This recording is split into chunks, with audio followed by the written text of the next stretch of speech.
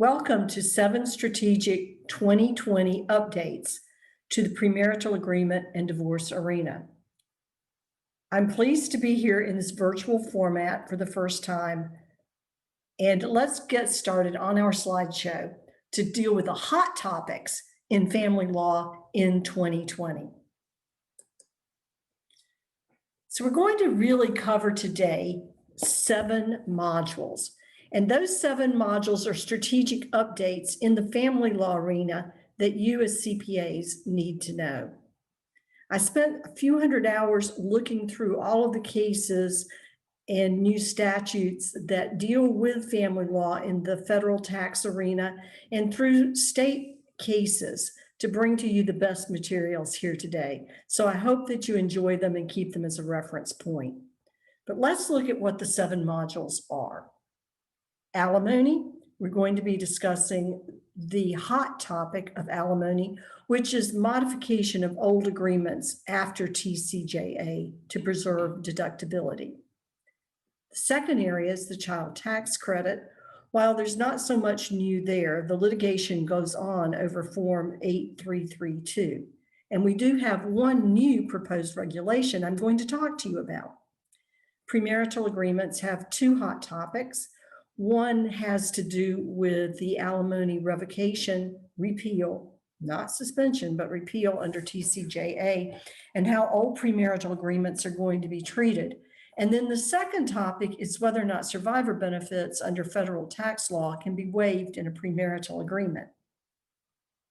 The next area will be innocent spouse, perhaps our hottest topic, because we have a new federal statute since the last year on the statute of limitations for discretionary innocent spouse relief that should provide a relief for a lot more of your clients. And then finally, in the divorce arena, business valuations have been rather hit very hard by COVID, like everything else. And I want to talk about some of the changes that it perhaps increased business values under TCJA, and then the effect of subsequent events on divorce business valuations with valuation dates that predate COVID. And then finally, we're going to do a case study on the landmark decision that came down this summer of Stowe versus Stowe out of Buncombe County. We have the North Carolina Court of Appeals opinion, and I think you need to stay tuned for that and read that opinion. So let's go to Module 1. Module 1 are the alimony unanswered questions under TCJA. I'm going to use a past, present, and future format for this because I think that we have to remind ourselves of what happened before TCJA and then with the repeal of Section 71 of the Internal Revenue Code, repealing alimony after TCJA, and then some advantages and disadvantages. And then lo and behold, the IRS has given us 4 great examples to explore with regard to the modification issue in publication 504. And we're going to go over those in some amount of detail.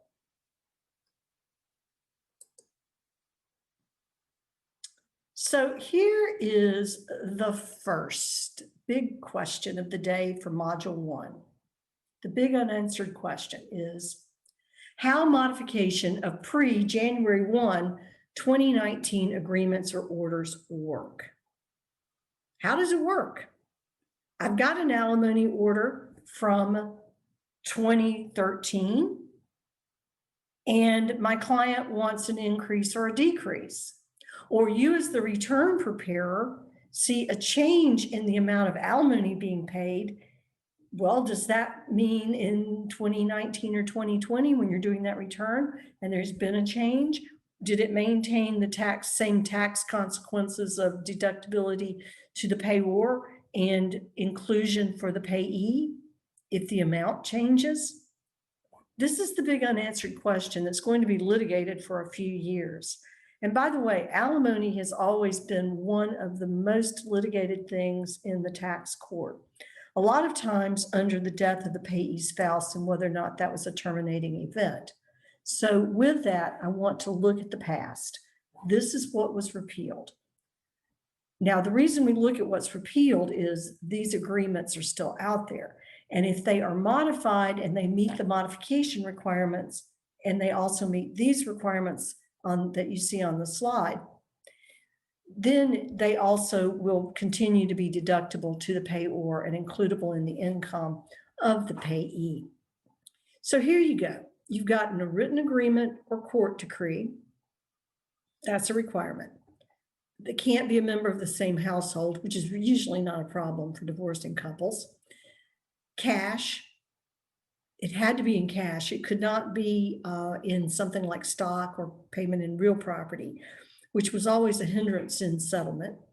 It has to be to or for the benefit of the payee spouse and must end on the death of the payee spouse. So that was probably the one that was the litigated item, was death on the payee spouse. But you'll see you have your choice of written agreement or court decree, and we're going to hear a little bit more about that in a few seconds. Now, present, that's today. Couples just getting divorced. And there's no alimony agreement, and you're going to put a spousal support agreement in place, either by the judge's signature or in a written agreement. There is no deduction available for the payor for new agreements or orders. It just doesn't exist. This is a repeal, not a sunset. There is no more Internal Revenue Code Section 71. Bye-bye. It is gone.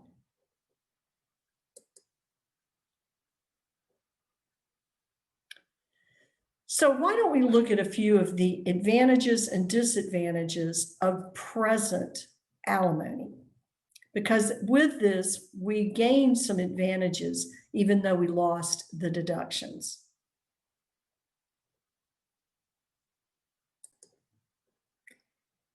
Advantages. Here are the advantages. You do not need to structure alimony to end on the death of the payee spouse. That is an advantage in negotiation. For one thing, life insurance payable to the estate of the payee spouse. I mean, there are a lot of things you can do because we no longer have that limitation strategically. Recapture the old trap for the unwary. That's gone. That's a good thing, I think. And spousal support no longer has to be payable in cash. It can be in other forms of benefits such as stocks, quadros, any other kind of asset. Now, there are some limitations to a judge in state court, but in a private settlement, of which a lot of cases are privately settled, there's really no disadvantages. Now, what are the disadvantages? A big one is there's no longer a tax arbitrage. It used to be that the payor spouse would have a higher income bracket than the payee spouse. And we could gain some advantage against the IRS for both the payor and the payee. That is no longer something that can happen. The IRS wins in every occasion. Another loss for payee spouses, no IRA contributions for payee spouses because alimony is no longer considered income. Problems are not stop signs. They are challenges to be explored. So as we go on down this road of challenges in the divorce arena with the modification and repeal of Section 71 of the Internal Revenue Code, let's see what kind of challenges that brings us, and we can explore them.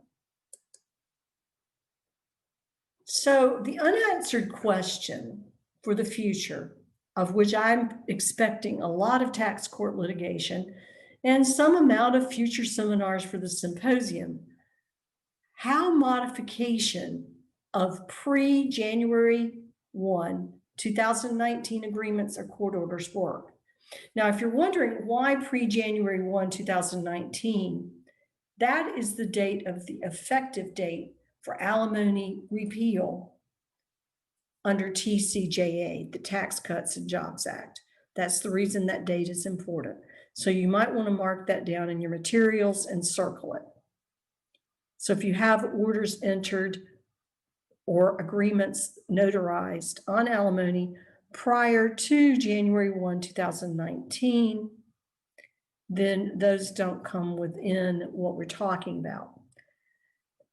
I was on my trip for New Year's Eve, December 31, 2018, when the law was about to change, negotiating agreements from vacation, trying to get them over to the judge to preserve deductibility. So that was a day I probably won't easily forget.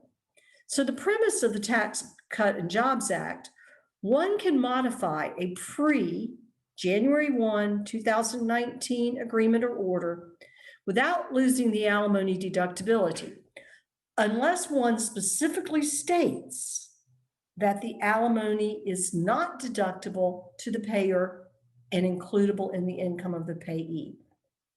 This last part of this sentence is an election to elect into the new law.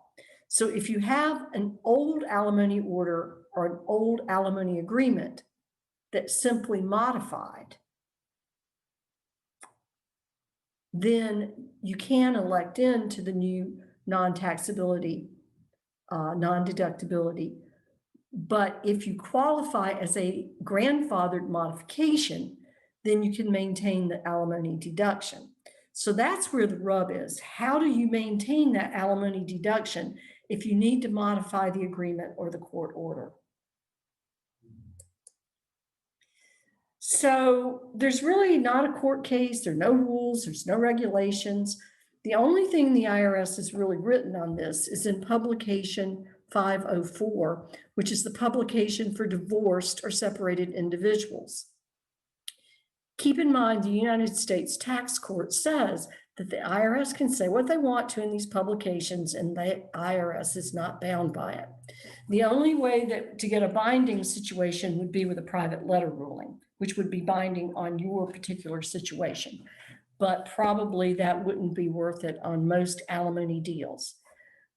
At any rate, keep in mind the 4 examples we're going to go over are illustrative of what the IRS probably will do, what they're thinking about doing, but that they might take a different position in the United States Tax Court. Let's look at these keys. Example number 1 from Publication 504. This is an alimony court order from December 2nd, 2013.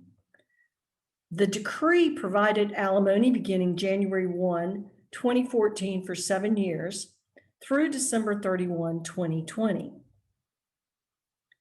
May 15, 2019, the court modified the alimony decree, increasing the monthly payment beginning June 1, 2019.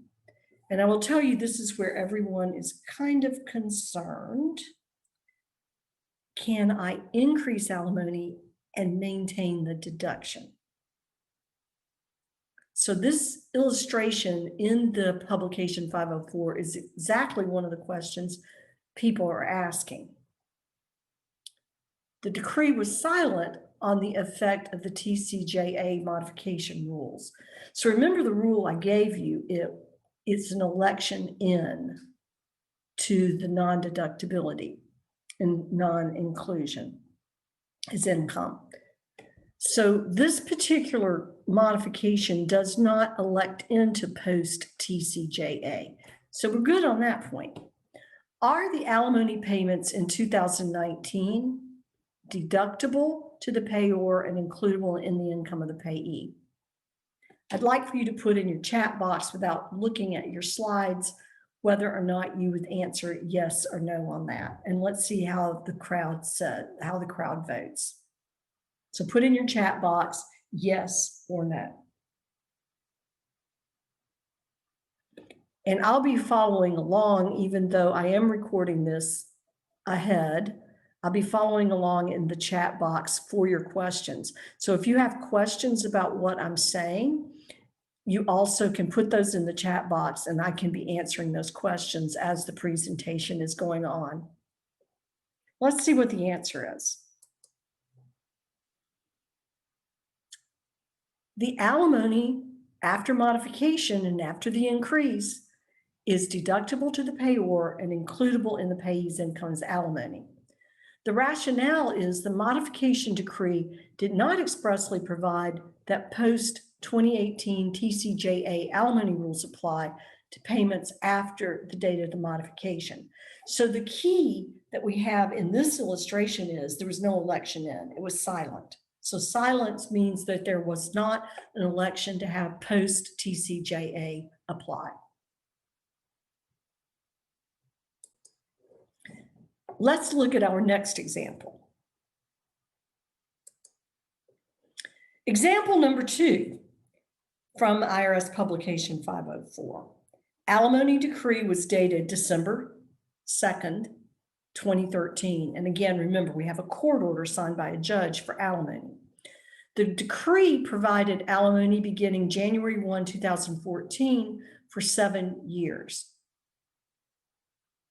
May 15, 2019, the court modified the alimony decree, increasing the monthly payment beginning June 1, 2019.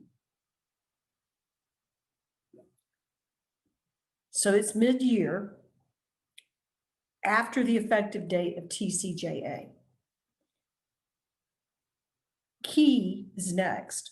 The alimony decree expressly provided that the post-2018 alimony rules apply. This is the election. Are the alimony payments in 2019 deductible and includable? If you would write your answer in the chat box, we'll see what everyone's saying and I'll be able to see your answers.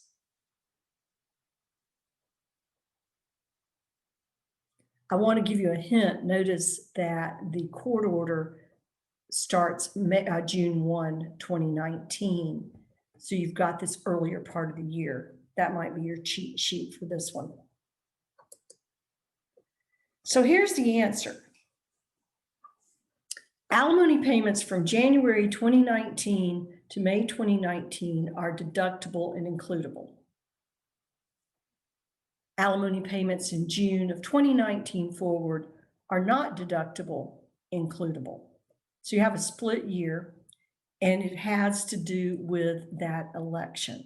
So keep in mind the silence in the first example meant that no election had been made, but the election had been made in example number 2, which meant that the payments after the election to be included as if it were a Tax Cut and Jobs Act agreement or court order means that that part of it ceases to be tax deductible. Now, I question, can a state court judge make that election in a hearing in a modification?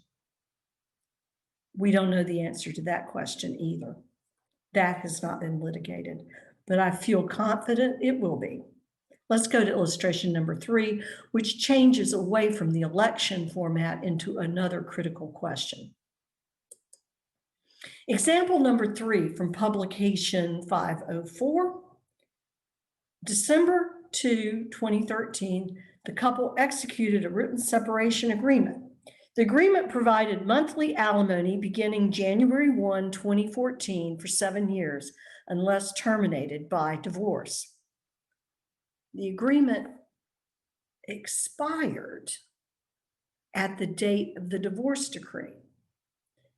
So essentially, the payee would receive alimony for 7 years, but it could be terminated if the divorce happened in 6 years or 5 years. And then the payee would not get the last years of the alimony. So May 27, 2019, the court executed a divorce decree that awarded alimony under the exact terms of the separation agreement, same amount for the same number of years. So essentially, the separation agreement went away and the divorce decree became the operative document. Are the alimony payments in 2019 includable and deductible? And keep in mind that split year convention that we had going. I'll let you put in your chat box what you think the answer to this one is, please. So I'll give you another second to add that in the chat box, and don't look at the next slide in your materials. Think about it.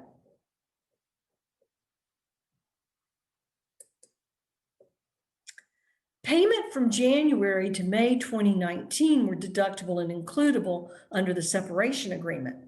Payment from June 2019 forward under the new TCJA law were not includable and deductible. So we have the same amount going forward. What is the rationale here?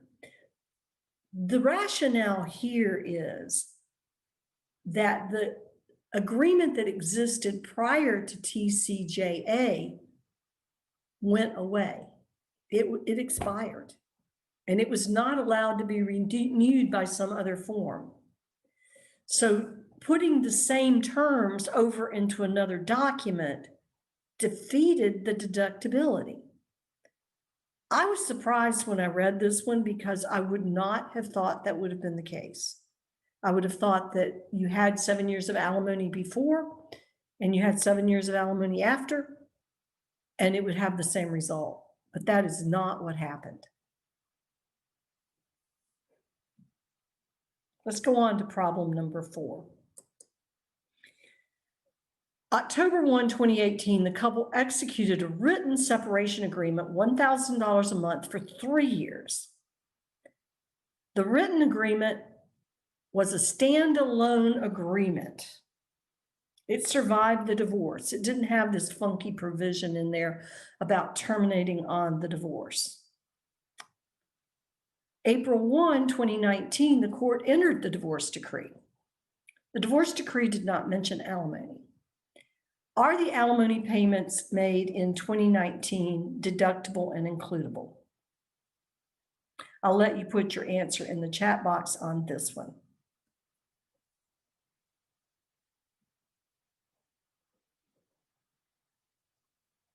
Keep those chat boxes rolling here. All alimony payments made in 2019 are deductible and includable. There was no change in the underlying document. So the principle I'm getting from problem number 3 and 4, assuming the IRS sticks to what they're saying, is that we need to stick to the same format of document. You can increase the amount, but it has to be the same format of document.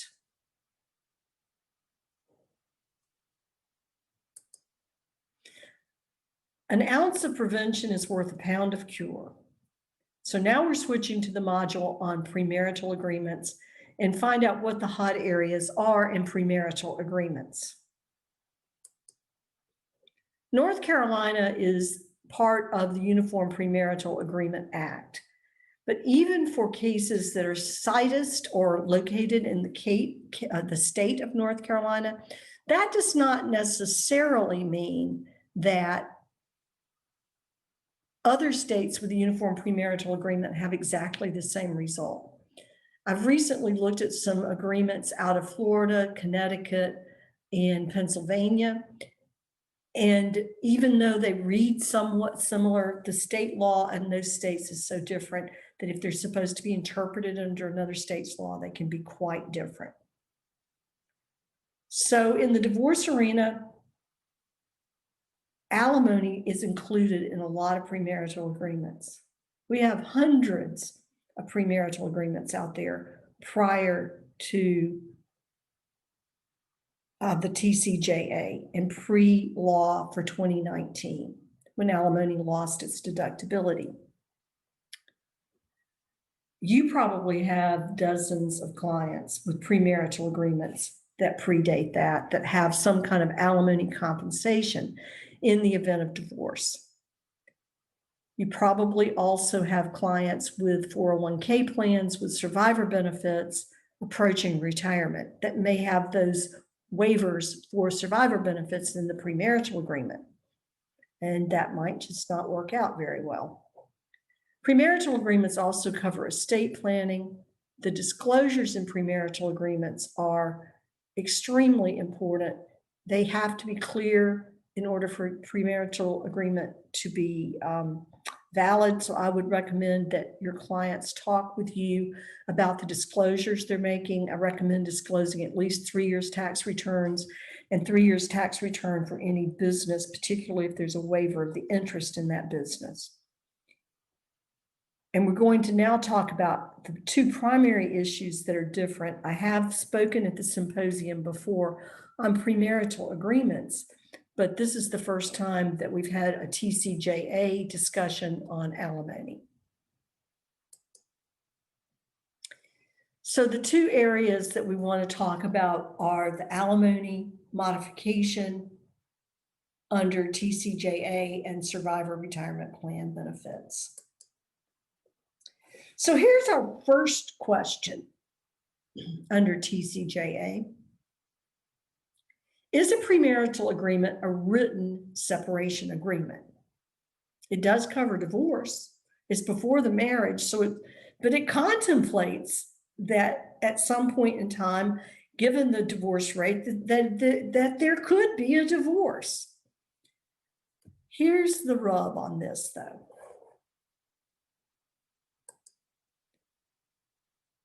There's no definition of written agreement in the entire Internal Revenue Code or the entire regulations of the Internal Revenue Code. None.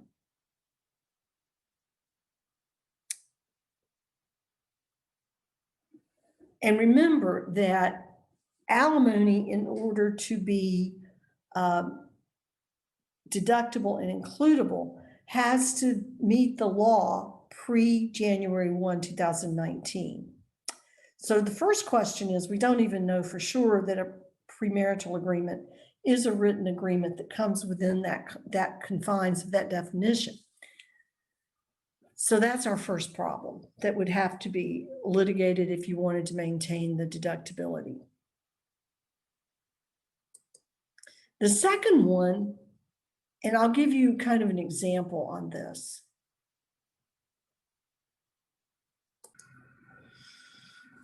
So here's the thing you get with a premarital agreement.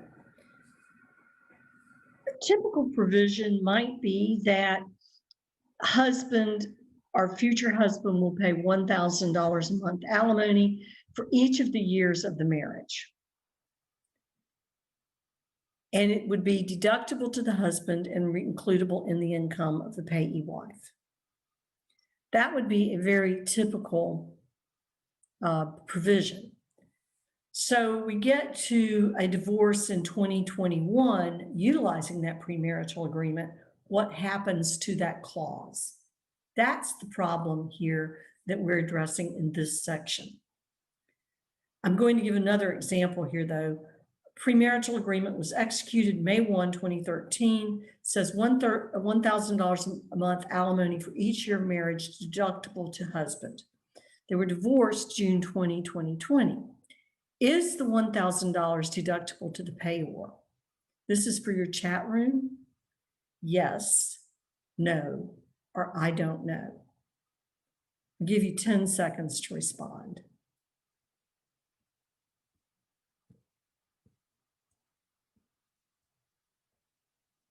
Let's see what the answer is.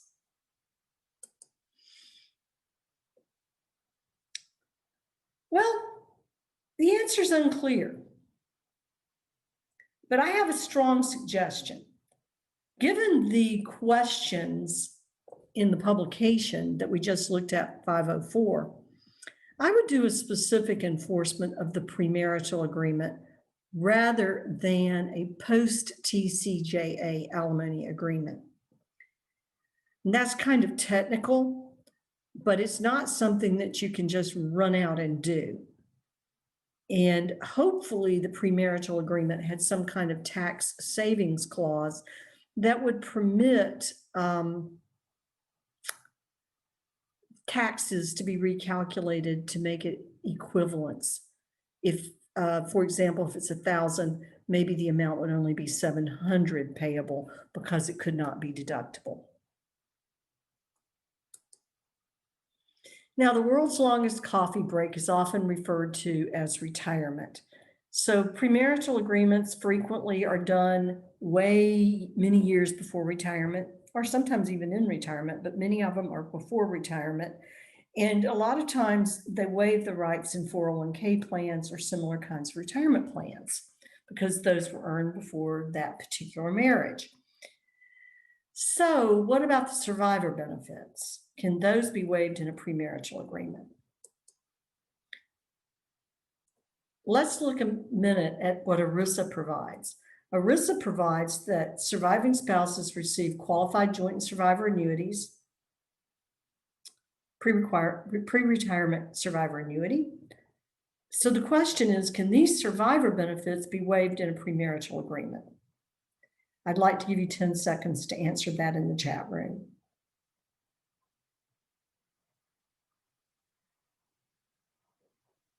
Everybody answered?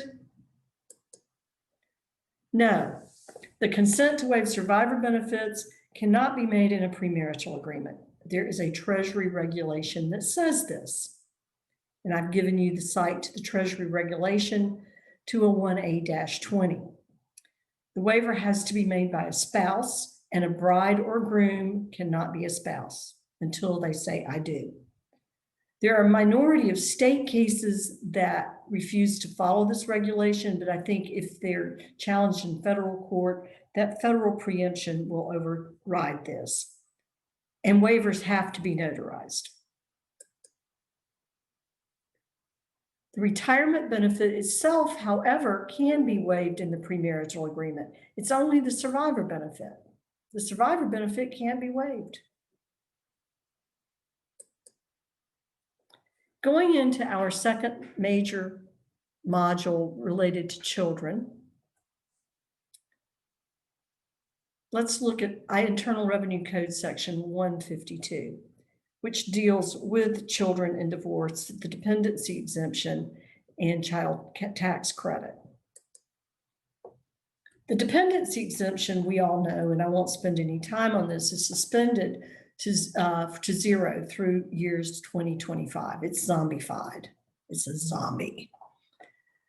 The child tax credit, though, is linked to the dependency exemption. The child tax credit for qualifying child, it's $2,000 tax years 2018 to 2025 inclusive. And that is a tax credit, so it's worth a lot.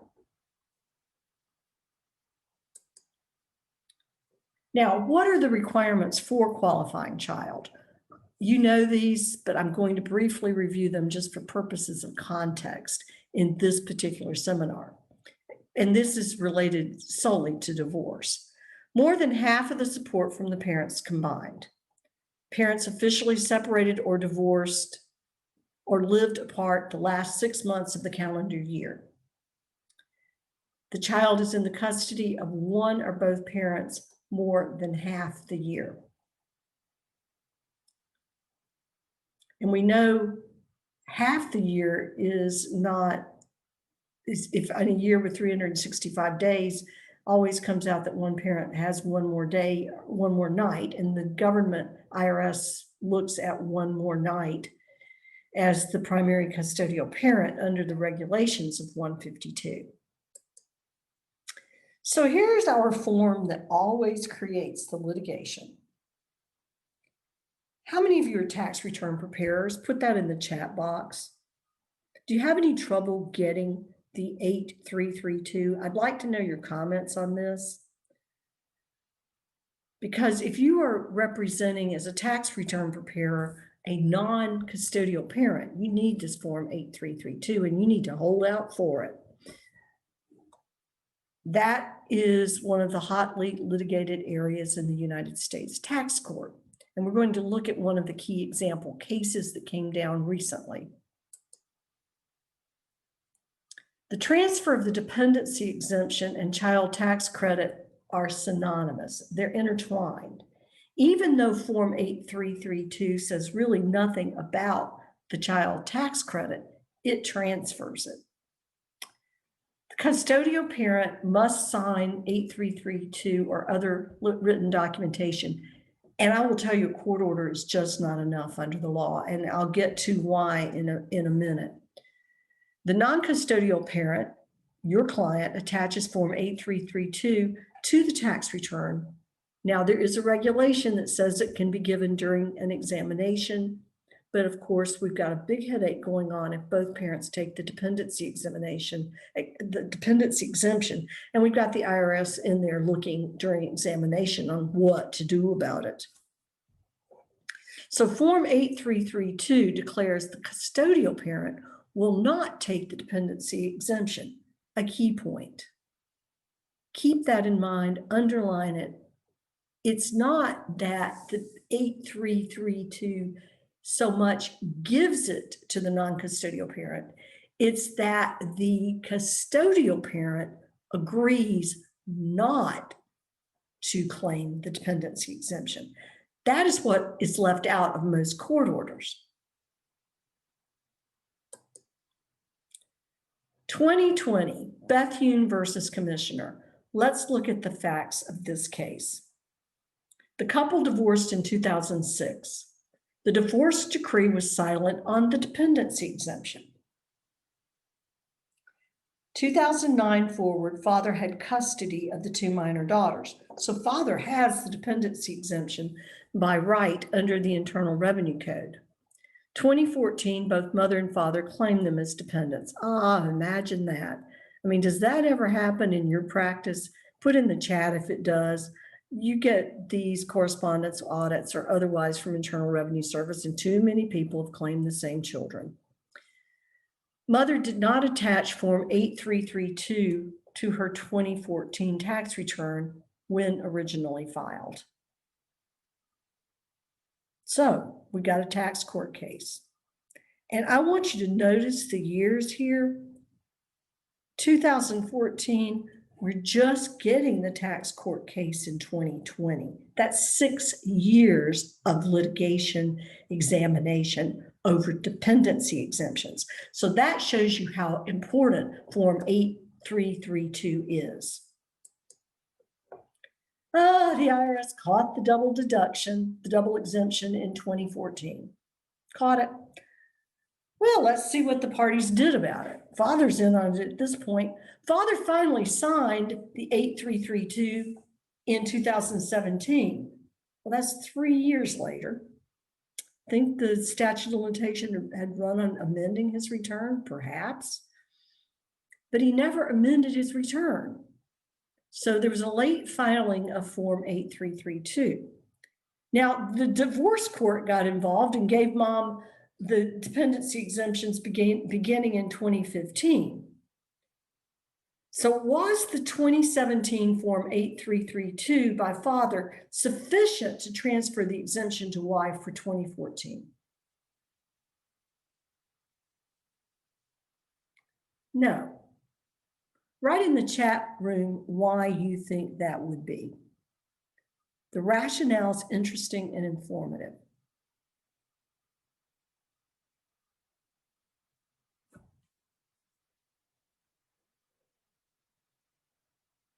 So let's see if you got it right. Well, mother was not the custodial parent in 2014, so she's out on that grounds. The mother argued, or the IRS argued, that the mother did not attach the Form 8332 to the original return. Was that the winning argument? No, IRS didn't win on that argument. The proposed regulations state that it can be presented in the examination, and that's when she did it. So why did mother not get to take the dependency exemption? The winning argument is that father had not amended his own 2014 return so that he did not have the dependency exemption. They were not going to allow both to have it.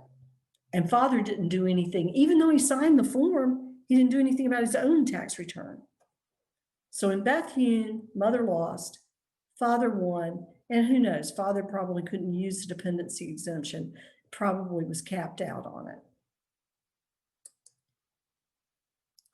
This is just kind of a snippet because it's an important one we talked about in symposium last year. There's been a new proposed regulation in June of 2020, and that's one of the reasons I'm including it here. Remember how we didn't know the qualifying relative exemption was going to be zero, making that kind of an impossible situation? We found out now it's going to be $4,300 for 2020. So you can mark that and maybe utilize that in preparing tax returns.